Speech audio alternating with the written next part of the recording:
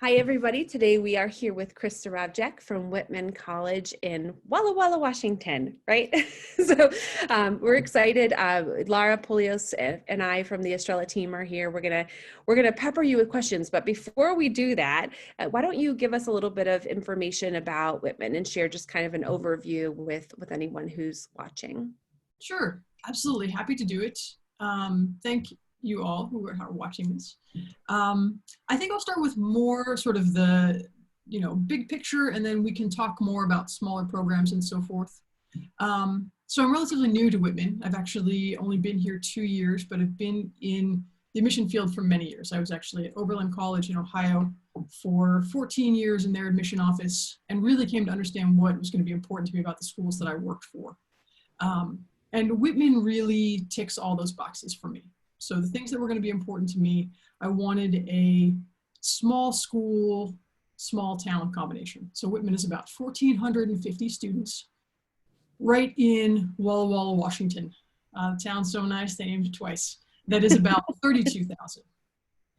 And there are just so many opportunities for students because there's a smaller student to townsperson ratio here, for whether it's an internship or community service opportunity or, just wanting to utilize some of the resources in town. So I really believe in that small college, small town combo. I also wanted a school that was a really strong academic fit. So the students who choose Whitman really value their academics. We actually have a senior capstone project in every major. So students come in knowing that, and they really want that kind of academic rigor. But it was important to me that students were not competitive head-to-head. They had to support one another really strongly. So that was the second full box that Whitman ticked. The last piece, the thing that really drew me out here, was I am an avid outdoors person. So having access to, actually just yesterday, 45 minutes from where I'm sitting right now, I did it was a 9-mile hike, and I did trout fishing in the middle. I'm learning how to fly fish. Oh, so wow. Having access to all these outdoor activities in Eastern Washington, which is not what I think when people from the Midwest, I am from the Midwest, when I think of Washington, I think of rainy, dreary Seattle. On the eastern half of the state where we are, it's high desert. So we have about 260 days of sunshine a year, and our students take great advantage of the lovely weather we have. So that's sort of a quick overview. Let's talk about the things you're interested in learning. Yeah, so first, before we talk about get into the academic substance of Whitman, so for someone who's never been to Walla Walla, describe the town? Is it I know obviously you said the size. Does it feel like what does it feel like? Yeah, it's a cute college town. The downtown area is probably, maybe like 10 blocks. Okay. One of the big industries in the Walla Walla Valley is wine. Mm-hmm. So there are lots of good restaurants and tasting shops and so forth. All the little kind of knick-knacky type shops that you would need exist right in the downtown, and Whitman is 1 block off of downtown. So you actually, when you're coming onto Whitman's campus, you can be driving through downtown and wind up on campus kind of accidentally, because we don't have a fence, we're not up on a hill, we're not removed from the downtown at all. We're very much a part of the community there. So that's kind of our jam. That was a good description. Thank you. Lara, do you want to start off with some questions? Sure. So if you could just tell us a little bit about the academics there and the majors that are particularly strong or prevalent. And I'm also very interested in how interdisciplinary your majors are in terms of being able to kind of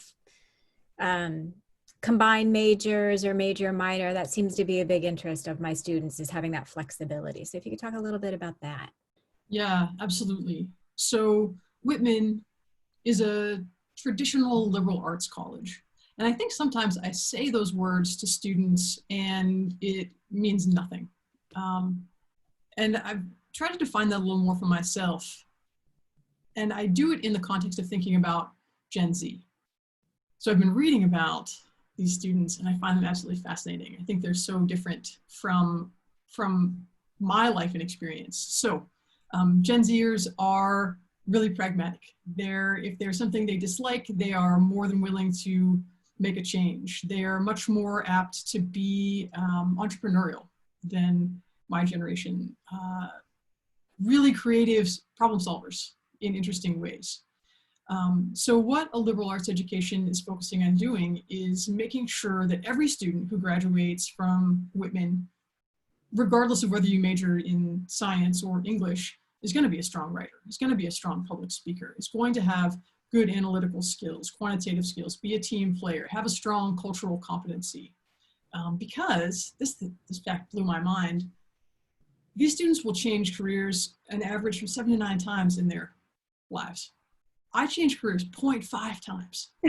So it's hard for me to think about like what goes on in someone's mind that would want that kind of change. So as far as our curriculum goes then, we do have a distribution requirement, meaning that our students are going to have to keep all those parts of their brain that I mentioned earlier kind of honed. They're going to have to take writing classes. They're going to have to take math classes. They're going to have to take classes that have to do with a culture other than the one in the United States. As far as our majors go, we have almost 50, and our most prevalent majors, we have a good balance. Biology is a really large major for us. Sciences in general are very strong. Computer sciences, environmental studies is quite huge, and here is a fantastic place to be studying that with so many natural resources. And I can't talk about environmental studies without briefly mentioning our Semester in the West study abroad program, where it is Whitman faculty and Whitman students. And rather than doing a non-domestic study abroad, they essentially come to Whitman in the fall, they jump in vans, and they travel the American West from border to border and go travel to, I think, 60 some different educational sites to do their learning. So cool. Yeah, right? Cool. Where do I sign up? Yeah, I'm in agreement there. So you asked also about the interdisciplinary nature of things. So it is part of our, I think, philosophy that students need to take a broad range of classes. It is also very easy for them to double major or major and minor if they want to. I would just point out, though, that with that capstone, that's required for every major. So when students choose to double major, it is a large academic lift there. So it's more common for our students to do like maybe a major and a minor. Okay. As a follow-up then, because you mentioned the popularity of biology and the sciences, and talk a little bit about research opportunities that the students would have. Is that, how prevalent is that and how available is that? Very, very prevalent and starting very early. Because all of our faculty are also required to research, they take on students. And this is another one of those things where, you know, when I've been in liberal arts for so long, you know, I sometimes forget that this is a rare and unique opportunity for students to be able to co-write a paper with a faculty member or be working in a lab over a summer that's a paid experience, or to be connected with colleagues that are not on Whitman's campus. So our biology professor has a friend at the UW, that's University of Washington out here in the West, that they can do research with that person then. So it's very, very easy to do research. I mean, a couple examples. One of my very good friends is Kate Jackson, who is a herpetologist, which is the study of snakes. And she, for her honors thesis advisors, both of them are writing papers right now. She's co-writing papers with them. Both of them have been picked up by publications already. So these students will be published before they graduate. So this is a really common thing. And I would say this is not just in the sciences either. Like if you think about the opportunity to do an art installation or write a musical piece, or if you're a creative writer, we have a very strong English program with a creative writing focus. So if you want to write a novel, these are things that you're going to be able to be working with professors on, and not just as you're graduating, not just in your senior year, throughout the whole process. Thank you. Wonderful. You're welcome.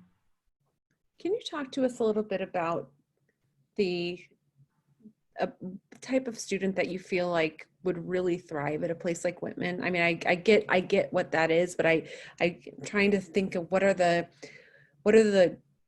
nuggets where you think, yes, this is a kid, other than maybe the love for the outdoors, the strong academic piece. What else? What am I missing? I think that the Whitman students do have a bent towards social justice as well. And holding colleges accountable. I mean, it's sort of interesting to me as I think about higher ed in general and how accessible it is or not accessible it is to all different kinds of people. And how once those students arrive, how equitable or not equitable it is. And our students are very in tune to that, and always kind of pushing the administration, I think, to be a better Whitman. So I feel like it's a student who really wants to hold its institution accountable, but at the same time, it's just like kind of rabidly in love with the place. We have a very strong alumni base who are so willing to help out our current students and take them in, and also, you know, want Whitman to be the best place we can. So I think that that sense of kind of striving for excellence in all ways. Can you talk a little bit about when you're in the admission review process, what are you looking for? What are the things that are really making a student stand out other than having the academic credentials? What are the other things that on an application that you'd say, yeah, this is someone we want in our community? Yeah, well, that's exactly the thing, the community piece of things. Like, we are a selective institution, but not impossible to get into. So we admit about 50% of the students who apply. And I consider my job to be a community, like a literal community builder. Like, I put the blocks in place. So, you know, you can be a strong contributing community member in a lot of ways. Like, one, I have to be sure you're going to be able to handle the academics here. But someone with a sub 3.0, like, that could be all B's. Someone with all B's in high school who takes tough classes can totally handle the academics at Whitman. So in addition to that, I think about the important parts of our community. I think about, you know, we want strong arts here.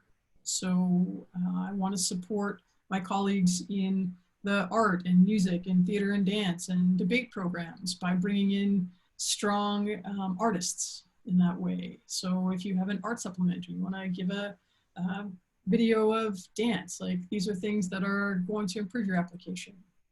I think about all kinds of diversity. You know, there's such a much stronger learning opportunity when you have different viewpoints and different experiences that you're bringing to the table. So, you know, we have about 10 or 11% of our students are international students. About a third of our students overall would identify as some kind of student of color.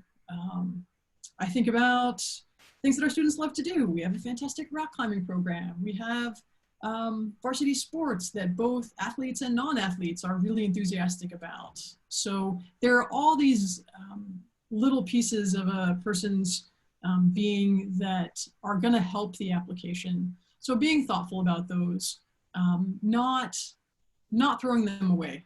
Even stuff like, one of the things that I think students often forget about is they may have a job. Boy, that tells me a lot about you. If you can hold down a job, you can be on time. You generally, I have to believe you have some kind of customer service in order to maintain that job.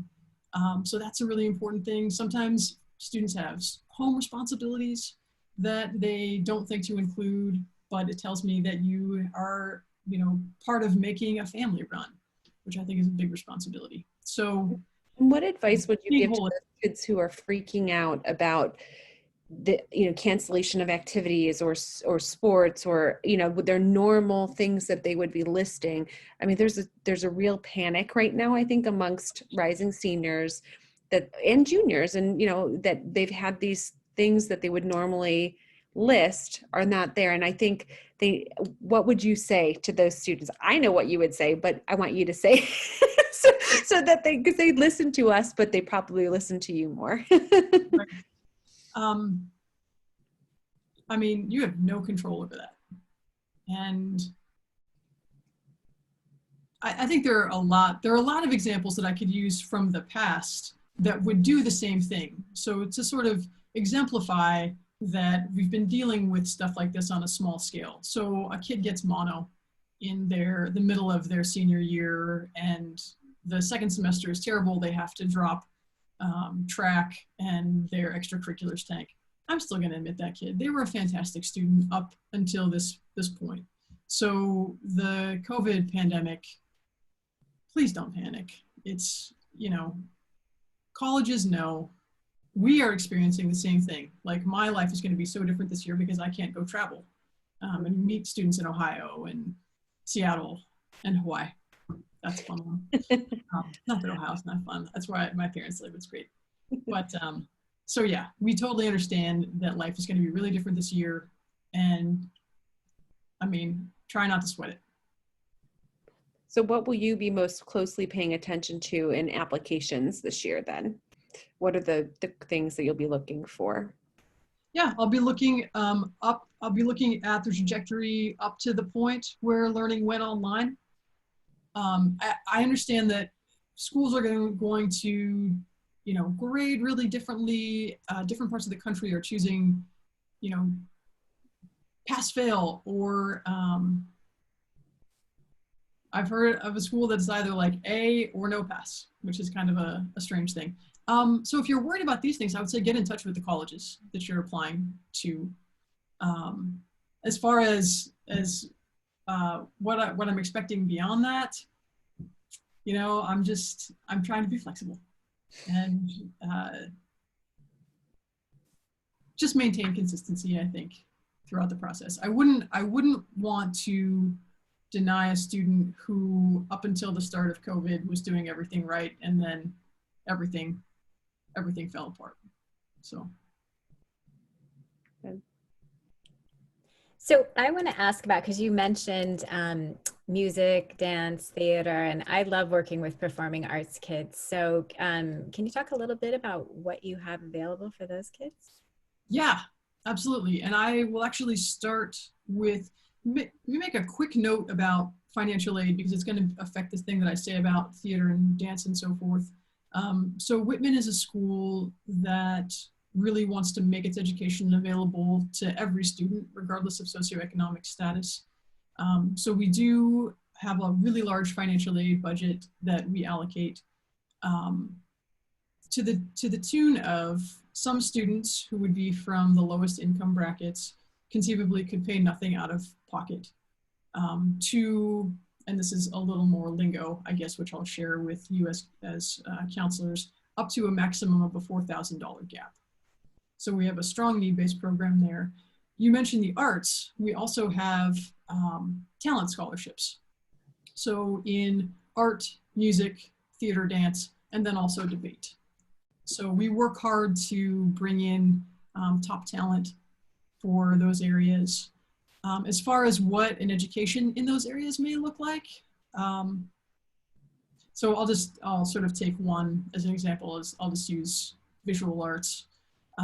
We have a fantastic art building and very accessible faculty. When a student gets up into their junior and senior year, because they will be having that capstone project, they will have studio space in the art building that will be their studio space. Classes are all going to be really small. And I think for visual art in particular, Whitman is an interesting place to be because we don't have, some colleges have a huge museum on campus. We have a couple small galleries, but really the beauty of our art collection is out around campus. We have a huge sculpture collection. So I think there are something like 30 pretty fantastic sculptures all around campus, and you can tour those and use those as inspiration if you're in the arts. And similarly with music, like there's an expectation that you're going to be immersing yourself in musical endeavors. So every semester that you're at Whitman, you'll either, depending on your instrument, I'm a trumpet player. So one semester I might play in the jazz band, another semester I might play in the orchestra, I might form a quintet another semester. So I want to be really kind of immersing myself in my art while building that broad base of my education as well. So I will still be taking writing, science, social science courses. Wonderful. Thank you. Going back to the scholarships and the aid, are the scholarships, is that a separate application process, or is that just an automatic consideration?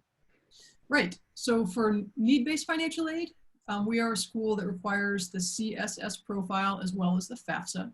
Mm-hmm. We also consider every student for merit scholarship that would be academically based.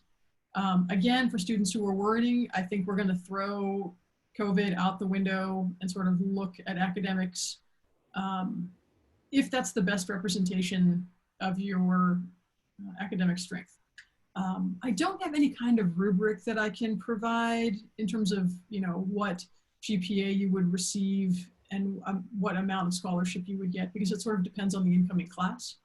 But I can say this past year, merit scholarships were generally anywhere between $10,000 and $25,000 per year. Great. So we're getting towards the end of our time together. So a question I would ask is about students interested in somehow exploring Whitman now in current times.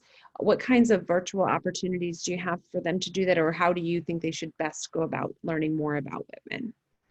Yeah, well, that is something that COVID really forced us to, I think, beef up, to use those words. So we do have a pretty good virtual presence. We've got tours recorded, both of the campus and then of individual spaces on campus. So if you want to see a tour of the dorms, you can jump online and look at that, or some of the academic spaces. We also, 3 times a week and every other Saturday, have virtual information sessions that students can sign up for. And Whitman is a school that we do offer one-on-one interviews, either with folks like myself, admission officers, and also our student interns do interviews for us as well. So that's a great way to really get to have a one-on-one connection and learn more about an institution. So here's an important question. Is there a tour of the sculptures? Oh my gosh, we didn't have the sculpture tour up. You know what? I'm going to talk with our communications. That would be awesome. Yeah, that's a good idea. That would be a really fun thing, I think, also because it's unique, like you said, to just someone, Lara would get on and watch that and be overjoyed. I would be. I would love that. Yeah, I imagine I'll need to double check. I'm pretty sure we probably have, you know, just a like photo gallery of the sculptures, but we don't have, you know, a recorded video tour. Yeah. It'd be fun to have a student or two kind of going around and saying what they, you know, what is this like, what is it inspiring, or why do they appreciate having this as something on your campus? Because it is kind of, you know, that's, I think, something sometimes people forget about the exterior aesthetics being different. You know, the different things are the really, you know, you can have great, beautiful buildings, but sometimes those unique little, you know, points on campus are what stick with people when they are trying to differentiate visually. So that's awesome. Lara, do you have any last questions for Kris? Is there any other things? No, thank you so much for sharing all of this with us. Pleasure. Yeah, and I think, you know, your comment about the, you know, students being inclined towards social justice, I think, gosh, we're in a time right now where a place like Whitman is probably, you know, a place where a lot of kids will be able to really find their voice and you know, and do something with it, you know, not just have it, but you actually have someone listen, you know. And I think that's, and learn how to use it, you know. I think that's the other thing, is just what an opportunity right now for this generation, I think. So that's great. I'm glad that the college also embraces that. and lets the students have that opportunity. Anything we didn't ask that any other things that here's a good question. What was the one thing that surprised you, having spent some time at some other small liberal arts colleges? What surprised you about Whitman when you got there? I think this is going to be a throwaway answer for you, but it was funny for me, like how swag filled the Christmas party was. It was a really good Christmas party. This year, I'm heartbroken that we won't be having it this year. That's good. It's the little things, huh? No. That's great. Well, Kris, thank you for spending the time and sharing more with us about Whitman. And if students are interested in getting in touch, should they just go on the website? Is there a way to find out who their admission counselor is? What's the best way for them to reach out? Yes, that's very easy to access right on the admission homepage. So just Google or whitman.edu and go to the admissions tab. Okay. And I love that you still do interviews, and that you do things kind of one-on-one. I think that's a lost, I think that's gone by the wayside, I think, with a lot of schools, just because of numbers of, applicants and less time. People have less time, but now we have time. Maybe we've got more time. I don't know, to do some of this stuff. It feels like we have less time, even though we're all at home. But well, thank you. We're very appreciative that you took the time to spend with us and share more about Whitman. So thank you. Glad to do it.